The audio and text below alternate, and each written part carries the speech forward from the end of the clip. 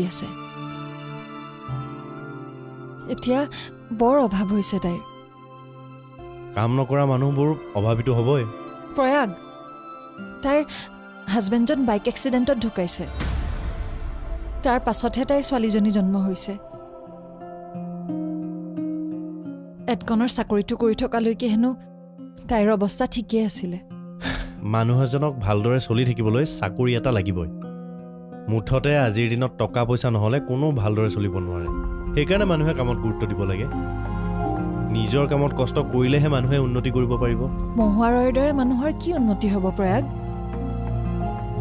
ভাল পাই এজনক বিয়া কৰালে সংসাৰখন ঠন ধৰি উঠাৰ আগি আগি স্বামীৰ মৃত্যু হৈ গ'ল অকণমানি ছোৱালীজনীক লৈনো তাই কিমান উন্নতি কৰিব আৰু কৰিবও বা কাৰ কাৰণে তাই যদি ভাল কাম এটা কৰি ছোৱালীজনীক ভাল মানুহ কৰিব পাৰে সেয়ে তাইৰ উন্নতি যিমান উন্নতি কৰিলেও তাই জানো তাই নিজৰ স্বামীক ঘূৰাই পাব ছোৱালীজনীয়ে জানো তাইৰ বাপেকক ঘূৰাই পাব পূৰা হ'বনে সেই শূন্যতা তথাপিও মহুৱাৰই জীয়াই থাকিবই লাগিব তাইৰ ছোৱালীজনীৰ কাৰণে তাই কষ্ট কৰিবই লাগিব মহুৱাই কি কয় জানা জীয়াই থকাটো কঠিন কাম কাৰণেই হেনো তাই জীৱনক ভাল পায় কাৰণ তাই সহজ কাম পচন্দ নকৰে তুমি ঠিকেই কোৱা প্ৰত্যেক মানুহৰ জীৱনেই এবষ্ট্ৰেক্ট এটা বিমূৰ্ত ধাৰণা সেইকাৰণেই চাগে জীৱনটো মোহনীয়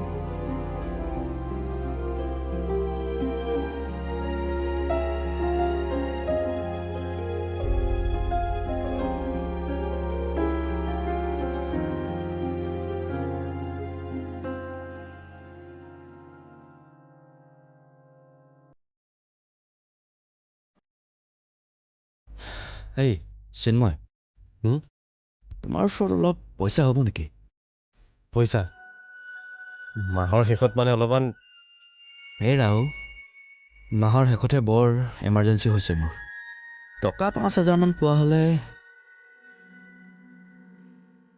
ৰ'বাচোন কিবা এটা মিলাব পাৰোঁ নেকি চাওঁ এই চিন্ময় শুনা অঁ তোমাৰ নিজৰ হাতত আছে যদিহে দিবা বেলেগৰ পৰা ধাৰলৈ লৈ বন্ধুত্ব ৰক্ষা কৰিব নালাগে টকাখিনিহে ধাৰত দিম বন্ধুত্বখিনিতো ধাৰত দিয়া নহয়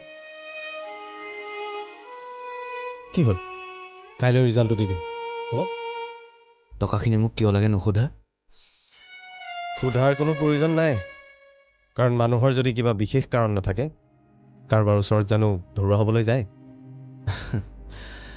আমি চবেই চবৰ ওচৰত ধাৰুৱা কাৰোবাৰ ওচৰত টকাৰ ধাৰুৱা কাৰোবাৰ ওচৰত কোনোবাই কৰা উপকাৰৰ বাবে ধাৰুৱা মুঠতে আমি চবেই চবৰ ওচৰত ধাৰুৱা হৈয়ে থাকোঁ সদায় বাকী কিহেৰে ধৰুৱা হোৱা হৈ থাকিব এই 5,000 টকাটো খালি ঘূৰাই দিবা দৰকাৰত থোৱা পইচা টকা ঘূৰাই দিম কিন্তু তুমি যে কৰিলা মোক এই উপকাৰটো সেই উপকাৰটোৰ ওচৰত মই সদায় ধাৰুৱা হৈ থাকিম এনিৱেজ থেংক ইউ ব্ৰাদাৰ আজি দাদাই ফোন কৰিলে বুজিছা তাৰ বোলে দোকানখনো ভালকৈ চলা নাই তাৰ চাগে হাতত বজাৰ কৰিবলৈ পইচা নাই এইবাৰ ঘৰলৈ পইচা পঠোৱা নাছিলা পঠাইছিলোঁ ৰাতিপুৱাই তাৰ ফোনটো পাই মোৰ মনটো বেয়া লাগি গ'ল সি কিবা নিজকে অপৰাধীৰ দৰে কথাবোৰ কৈছে জানা তোৰ হাতত অলপ পইচা হ'ব নেকি কথাষাৰ শুনি মই তাক না ক'ব নোৱাৰিলোঁ এই হ'ব দিয়া তোমাৰ দাদা মানে মোৰ দাদা মই কিবা এটা মেনেজ কৰিম দিয়া অঁ এই ধন্যবাদ নক'বা নিজৰ কাম কৰা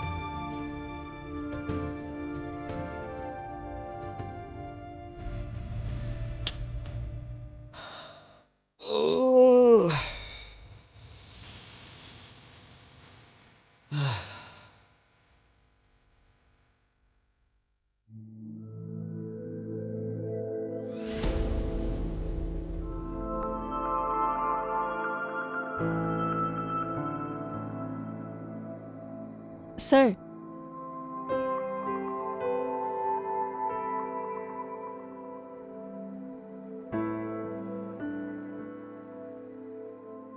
স্যাৰ এনি প্ৰব্লেম এটা কোম্পানীয়ে বৰ গণ্ডগোল লগাই আছে বুজিছা শ্যালি অফ লণ্ডন পাৰফিউম কোম্পানী তেওঁলোকেতো আমাক 6 লাখ টকাৰ কাম দিছে দিছিল এতিয়া সিদিনাখন মেইল পঠিয়াইছে কামটো হোল্ড কৰিবলৈ আমাক দিয়া কামটো তেওঁলোকে কিয় হোল্ড কৰিছে? নাজানো আৰু কোনোবা লাগিলে আমাৰ পিছফালে। আমাৰতো বেক বাইটাৰ্ছ বেক পুলাৰ্ছ বহুত আছে। আমাৰ ফালৰ পৰা তেওঁলোকৰ লগত কথা পতা হ'লে ভাল আছিল নেকি ছাৰ? মায়া কালি গৈছিল, কিন্তু তেওঁলোকৰ MD-য়ে খুব চতুৰতাৰে মায়াক এভইড কৰিছে। তেন্তে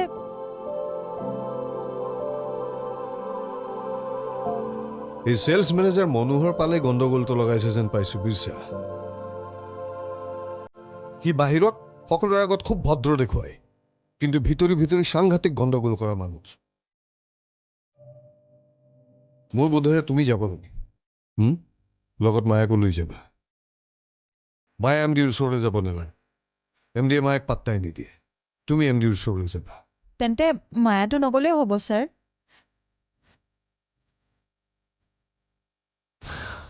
যেতেই হবে। মায়াক মই সেলস ম্যানেজাৰেৰ ওচৰলৈ পঠিয়াম। সেলস ম্যানেজাৰে যদি বলে MD আমাকেই দিব। ছাৰ, আমি কনভিন্স কাক কৰাব লাগিব, চেলছ মেনেজাৰক নে MD-ক? দুয়োকে। তুমি MD-ৰ লগত কথা পাতিবা আৰু মায়ে সেলস ম্যানেজাৰ মনোহৰৰ লগত কথা পাতিব। যিকোনো উপায়েৰে এই কামটো আমি হাসিল কৰিবই লাগিব। কেতিয়া যাম? আজি? কাইলৈ যাবা।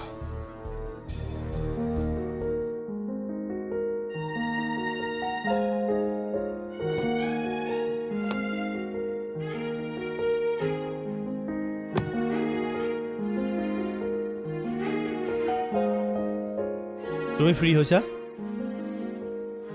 আহা আকৌ। মই তোমাৰ অফিচৰ বাহিৰতে আছোঁ। মইতো ইয়াতে আছোঁ। ওলাই আহিছা? কোনখিনিত আছা? অঁ, দেখিছোঁ। আহা।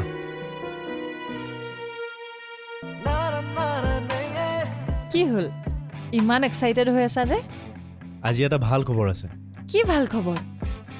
এতিয়া নহয়, ক'ৰবাত বহি লওঁ ব'লা, তাতে ক'ম। বহা।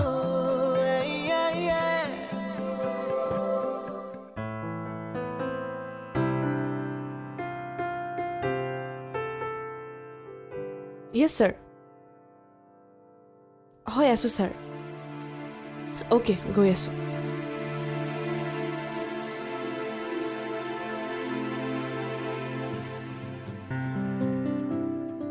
ৰ'বা, আজি যে তুমি একদম চেঙেলীয়া ল'ৰা টাইপ এক্সাইটমেণ্ট দেখুৱাই আছা, কথাটো কি? তাৰমানে তুমি মই ডেকা হৈ থকা নাই বুলি ভাবিছা নেকি? ডিবেট নহয়, প্ৰথমে কোৱা, ভাল খবৰটো কি?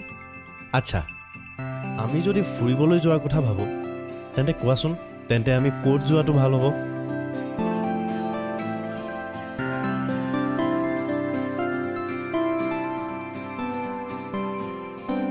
কোৱা আকৌ। ভাবি থোৱা নাই নহয়, ভাবিব লাগিব, ৰ'বা। ভালকে ভাবা আৰু সোনকালে ভাবি মোক কোৱা।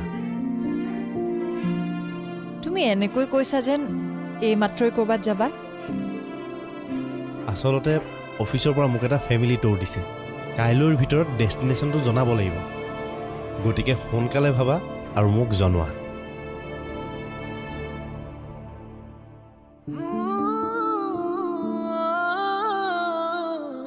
ভাবিলানে?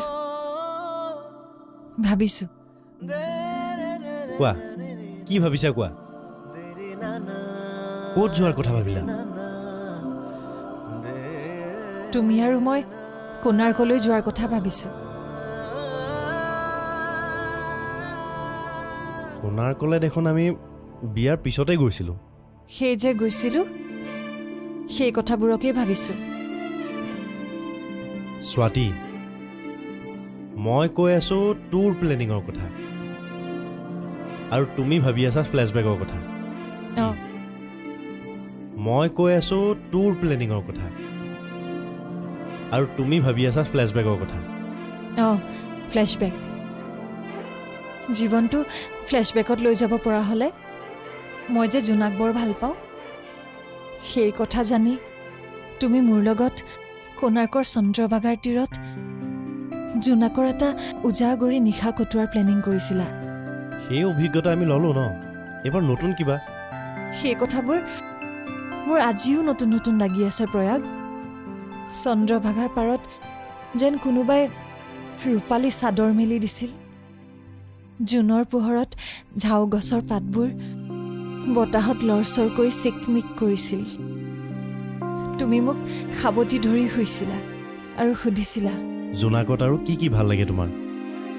তুমি কৈছিলা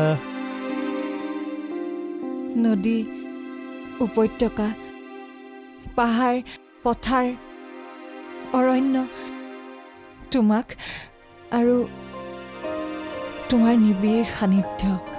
তাৰ পাছত সেই ৰূপালী বালিয়ে স্পৰ্শ কৰিছিল আমাৰ শৰীৰ। নিস্তব্ধতা ভাঙিছিল অজান পক্ষীৰ মাতত। বতাহে কঢ়িয়াই আনিছিল বনৰীয়া ফুলৰ সুবাস। আমাৰ শৰীৰ আন্দোলিত হৈছিল যেন কোনো এক আদিম ছন্দত। মোৰ সেই দিনবোৰলৈ যাবলৈ মন যায় প্ৰয়াগ। পাৰিবানে মোক সেই দিনবোৰলৈ লৈ যাবলৈ? এতিয়া কোৱা, সেই দিনবোৰলৈ উভতি যাবলৈ দিবনে তোমাৰ অফিচে ফেমিলি টুৰ? স্বাতী, মোক সেই দিনবোৰলৈ এবাৰ টুৰ কৰোৱা না প্লিজ। সেই প্ৰয়াগ, সেই হেঁপাহ, সেই প্ৰেম মোক আকৌ লাগে প্ৰয়াগ। মোক লৈ যোৱা, নিবানে? উফ ৰাম স্বাতী, ঠাণ্ডা হোৱাচোন অকণমান তুমি।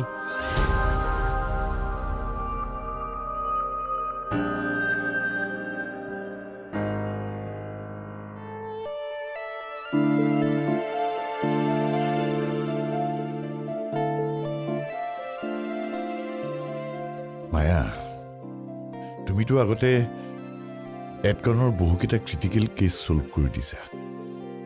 আই হোপ এইবাৰো তুমি তোমাৰ টেলেণ্ট ইউজ কৰি চিটি অফ লণ্ডনছৰ কামটো কৰি আনিবা। মই তেওঁলোকৰ MDৰ লগত কথা পাতিছোঁ ছাৰ, কিন্তু MDক লগ কৰি যদি তুমি কামটো আদায় কৰিব পৰা নাই, তেনেহ'লে মনোহৰ লালক লগ কৰা। মনোহৰ লাল ছাৰক কেছ অফাৰ কৰিলে বেয়া পায় ছাৰ। কেছ অফাৰ কৰিলে যদি বেয়া পায়, তেনেহ'লে কাইঞ্চত অফাৰ কৰা।